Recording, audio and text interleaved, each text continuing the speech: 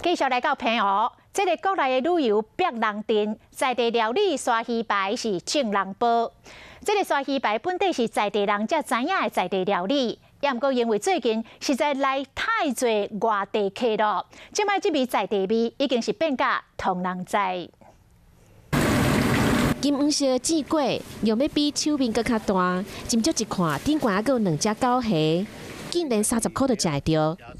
搁来你看到的，毋是鸡排哦，讲出来你会错一条。鲨鱼排。你要买鲨鱼排？一个人买1块吗？没有。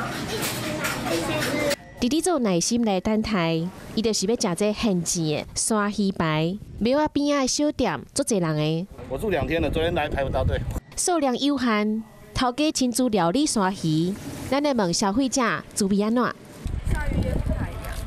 鲨鱼的鱼皮其实有很多胶原蛋白，所以就会脆脆的。一份40块，要自家金黄软脆，就要先甲沙鱼表皮起，还佫有鱼骨拢处理好，切一块一块，生一枚。独家料理，不管是在地还是游客，大家拢做捧场的。若是去平湖想要食好料理，会当参考看卖咧。